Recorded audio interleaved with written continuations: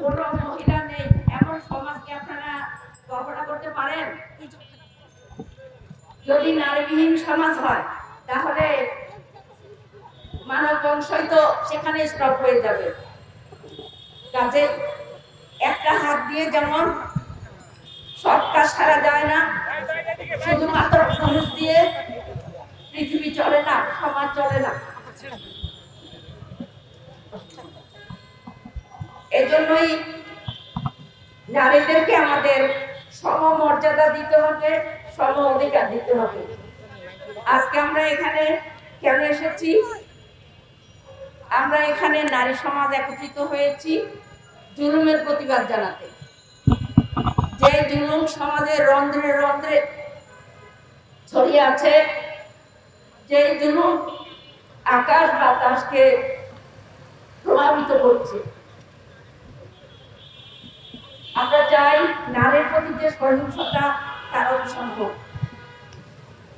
আপনারা জানেন 8 বছরের রাজিয়াকে হিংস্র হায়নার পৈশাচিকতার শিকার হয়ে পৃথিবী ছেড়ে যেতে হলো।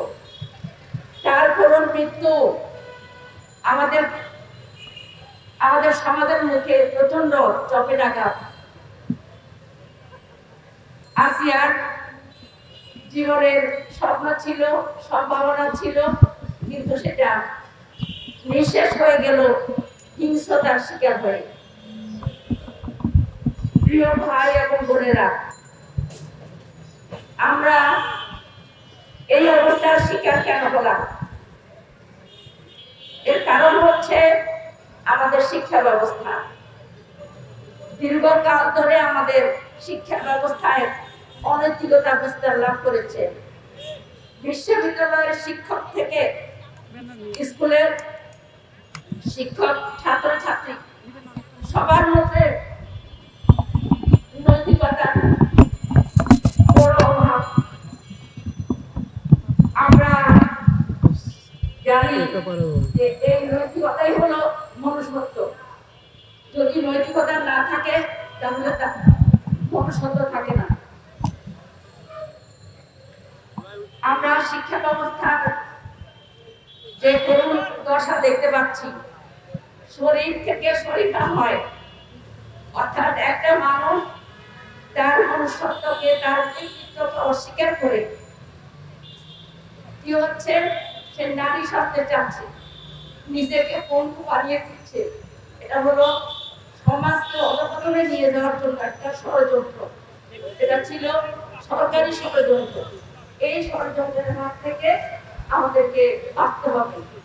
আমাদের জুলাই 24-এর বিপ্লব সাধন করেছি, কিন্তু এই বিপ্লবটা তখনই সফল হবে, সার্থক হবে যখন আমাদের শিক্ষা ব্যবস্থায় আমূল পরিবর্তন হবে, যখন আমাদের সমাজের নৈতিকতার বিস্তার লাভ করবে,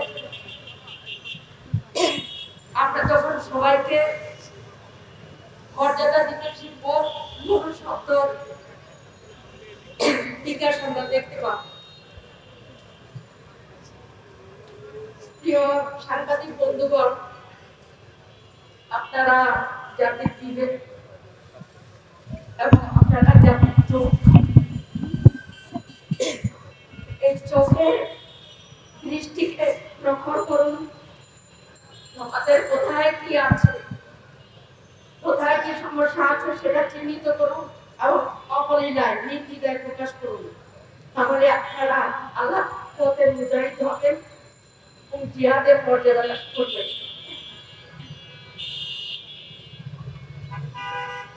আমরা আসিয়া ঐতিহাসিক ঘটনা এবং তার করুণ মৃত্যু, এই ঘটনার তীব্র প্রতিবাদ করছি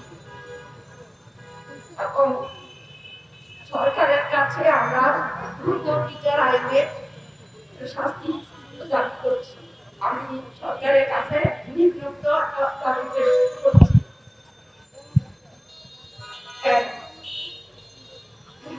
হত্যার আসামিদের মৃত্যুদণ্ড দিতে হবে, 1 সপ্তাহের মধ্যে কার্যকর করতে হবে। দুই হলো সকল দর্শকের পাশে চাই, সকল দর্শকের পাশে চাই। তিন হচ্ছে ধর্মহীনতার চর্চা এবং নৈতিকতাহীন শিক্ষা মূল্যবোধের অবক্ষয়ের জন্য দায়ী।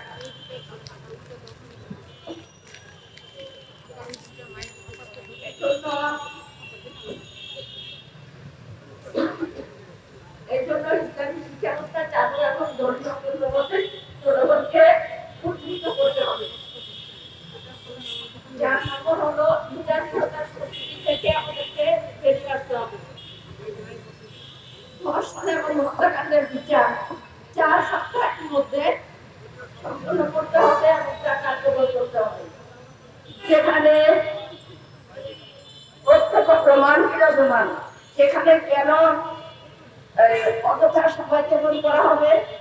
কারণ যদি দেরিতে বিচার হয় তাহলে বিচার না হওয়া একই সমান। 5 নম্বর দাবি আমাদের শতকরা 87% মুসলমানের দেশ এই বাংলাদেশ।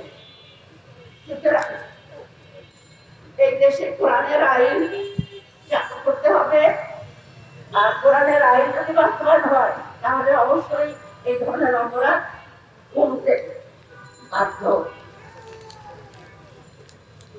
প্রিয় ভাই এবং বন্ধুগণ, আমি সকল জাগ্রত বিবেকের প্রতি আহ্বান জানাচ্ছি যে কন্যা শিশুদের প্রতি যত্নশীল হন।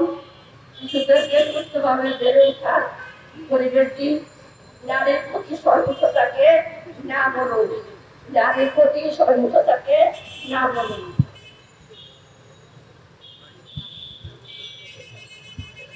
সামাজিক প্রতিরোধ গড়ে তুলুন, সব ধরনের নির্যাতন অত্যাচারের বিরুদ্ধে সামাজিক প্রতিরোধ গড়ে তুলুন। দেশের শান্তি শৃঙ্খলা বজায় রাখুন। কেউ যেন অশান্তি সৃষ্টির সুযোগ না পায়। নিয়মতান্ত্রিক আন্দোলন এর মাধ্যমে আমরা চাই সমাজের প্রত্যেকটা বিষয়ে সুষ্ঠু সমাধান, সুষ্ঠু বিচার। আসুন আমরা নারী পুরুষ সবাই এই সমাজের অংশ এবং সামাজিক এবং নৈতিক উন্নয়নে আমরা সবাই অবদান রাখি। আসসালামু আলাইকুম ওয়া রাহমাতুল্লাহ।